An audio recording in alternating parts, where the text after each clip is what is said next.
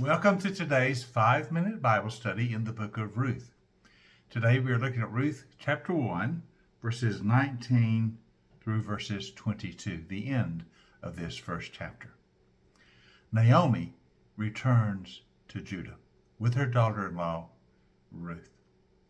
Notice what it says about her return.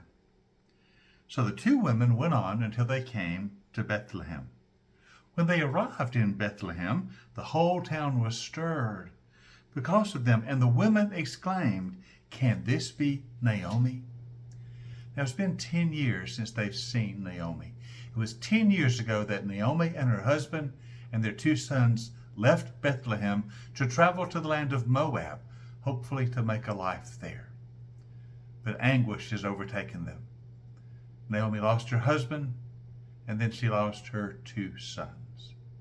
So now she returns bereft of her husband and her children, but she does have her daughter-in-law with her, Ruth, who is connected with her in such a vital way, as we saw yesterday. Can this be Naomi? After 10 years, the people exclaim. Notice what Naomi says.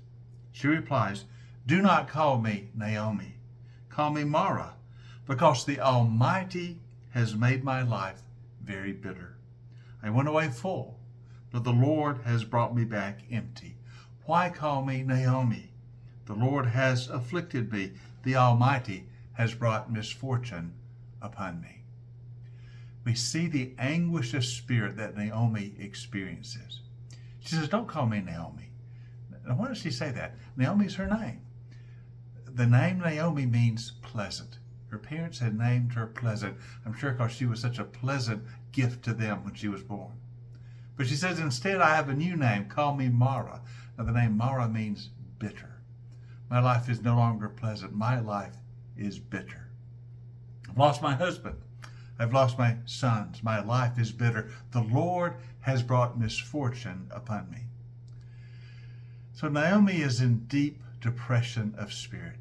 She's lost that which made her life pleasant and meaningful and filled with purpose.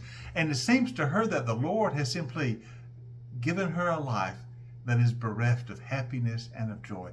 Now it's true she has Ruth in her life, but still that does not outweigh all the losses. You might want to criticize Naomi for this depression, but we've all known times in our life when it was hard and when it was difficult and when we wondered whether or not the Lord was no longer smiling upon us or no longer giving his favor to us. Naomi felt that way.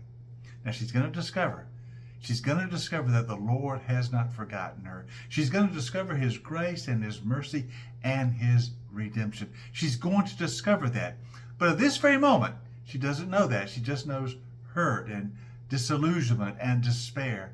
And so she says, "Call me Mara. My life is bitter." So Naomi returned from Moab. She was accompanied by Ruth the Moabitess, her daughter-in-law. They arrived in Bethlehem as the barley harvest was beginning. So they've come home. At least Naomi has come home. Ruth has come with her. This is now Ruth's home. The barley harvest is beginning. That's important because that's going to set the stage for the Redeemer to step forward. The story of Ruth is all about redemption. It's all about the Redeemer. And with the barley harvest beginning, that is setting the stage for the Redeemer to step forward. So far, this has been a very sad story in chapter 1 of loss and of despair and of the death of loved ones. And so we find these two widows, Naomi and Ruth, coming home depressed in spirit. But the Redeemer is about to step forward. God is about to show the power of his grace. And that's what we'll begin to look at in our next session. We'll begin chapter 2 next time. So join us for our next 5-minute Bible study in the book of Ruth.